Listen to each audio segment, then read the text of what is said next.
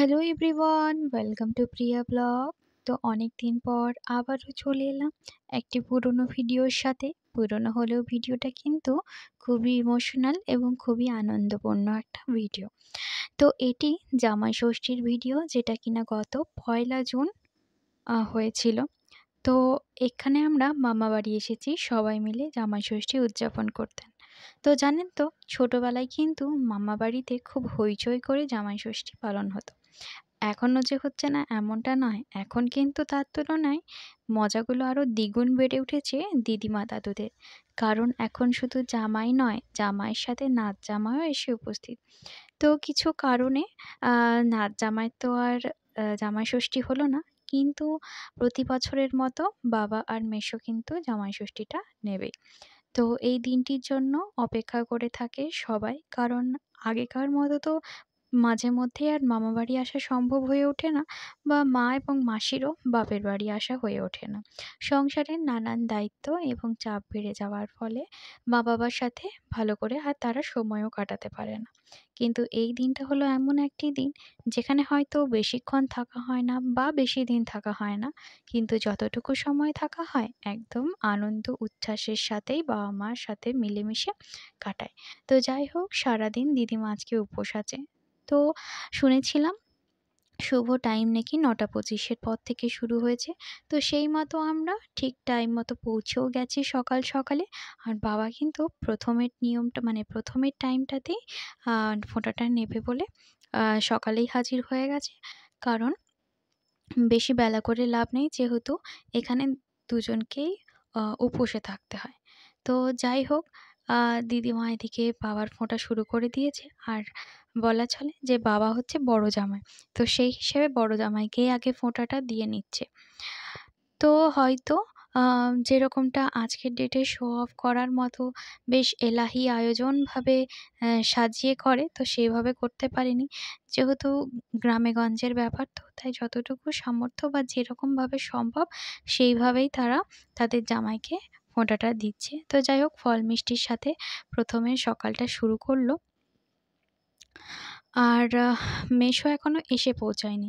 কিন্তু আমরা বাবার সাথেই চলে এসেছি। কিছুটা নিজেরা এসেছি, কিছুটা বাবার সাথে এসেছি। আর তড়িঘড়ি করে মাও আজকে চলে এসেছে, মাসিও এসে হাজির। আর অবশেষে বেলা ১২টার সময় আমার মেসোমশাই এসে উপস্থিত। আর যেহেতু ছোট জামাই, তো পরপর একদম সিরিয়াল ওয়াইজ চলছে। আর দিদিমা কিন্তু এখনো অবধি না খেয়েই আছে। তো ভাবা যায় এত বয়স্ক মানুষটা কি সুন্দর এত বেলা অবধি না খেয়ে আছে, কারণ তার জামাইদেরকে তিনি ফোঁটা দেবেন। কি ভালো না ব্যাপারটা? মানে উনি যে একটা মা, তার একটা মানে পরিচয় এটাই যে সন্তানদের মঙ্গল কামনায় তার এই বয়সে উপোসটাও কিন্তু তার কাছে সমস্ত বাধা মানে না। তো যাই হোক, কমপ্লিট হতে চলল মেসোর ষষ্ঠী। তো আমি মাঝখানে অনেকগুলো বছর মামাঘরে আর আসা হয়নি। আর পাশে এদিকে রান্নাঘর থেকে দুর্দান্ত সব মেনুর গন্ধ ছাড়ছে, সেই জন্য পেট যেন আর মানতে চাইছে না। খুবই খিদে পেয়ে গেছে। তো মেসোর ফোঁটাটা কমপ্লিট হলেই আমরা এক এক করে বসে পড়ব। আর আজ আছে রবিবার। আর সেই কারণেই আমার কর্তামশাই যেহেতু ভেজ খায়, তো সেই জন্য ভেজেরও অনেক ব্যবস্থা করা হয়েছে। আর বর যেখানে ভেজ খায় সেখানে তো বউয়ের ননভেজ চলেই না। তো দেখা যাক কি হয় আমার কপালে। ভেজ জোটে নাকি মামাঘরে এসে ননভেজ জোটে। তো চলুন তাহলে ফোঁটাটা দিতে থাক। আর আমি যাই বাকিটা কি করছে না করছে সেদিকে দেখার জন্য। তো এসে বেশ ভালোই লাগছে। তো এখন তো ভিডিও করার রেওয়াজ স্টার্ট করেছি যেহেতু, আর এত সুন্দর সুন্দর মোমেন্টগুলো কি ভিডিও না করে থাকা যায় বলুন তো? তো সেই জন্যই এক্কেবারে মিস করলাম না ফ্রেম বন্দি করতে। কারণ এই ছবিগুলোই তো আগামী দিনে স্মৃতি হিসেবে রয়ে যাবে। আর এই হলো আমার দাদু দিদিমা। সারা জীবন তারা যেন এমনই থাকে।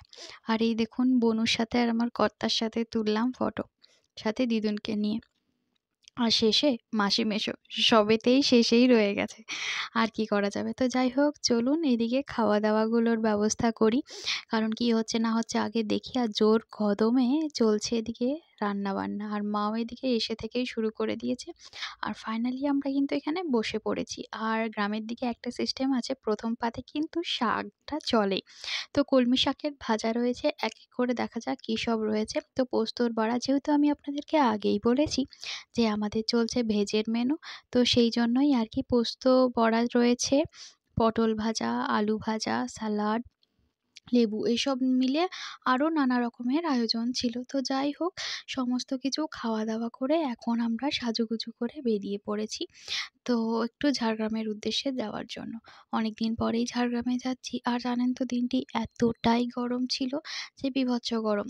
কেন কি, গ্রামের দিকে জানতাম যে গরম একটু কম হয়, কিন্তু এখানে এসে পুরোই উল্টো। তো যাই হোক, কিছু কেনাকাটি করার ছিল, তো কেনাকাটি করার পরে এখন আমরা বাড়ি ফিরবো।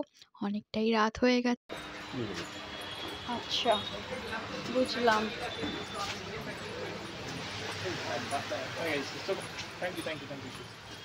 ভুলভাল করে চলে যাবেন একটু গো। তো এটা পরের দিন বিকেল। সারাদিন এত হই হুল্লোড়ের পরে পরের দিন সকাল থেকে একটু রেস্টেই ছিলাম, সেই জন্য ভিডিও করা আর হয়ে ওঠে না। আর এখন কোথাও আর ঘুরতে বেরোচ্ছি না, এখন আমাদের বিদায়ের পালা। তো আগের দিন সারাদিন সকাল থেকে রাত অবধি থাকার পর পরের দিনও ছিলাম, বেশ খানিকটা সময় কাটালাম সবার সাথে। আর এখন এই যে ফিরতি পথে মাজা খেয়ে গলা ভিজিয়ে বাড়ি ফিরবো। তো যাই হোক, ভিডিওটি কেমন লাগলো কমেন্টে কিন্তু জানাতে ভুলবেন না। ভালো লেগে থাকলে লাইক করে দেবেন। টাটা।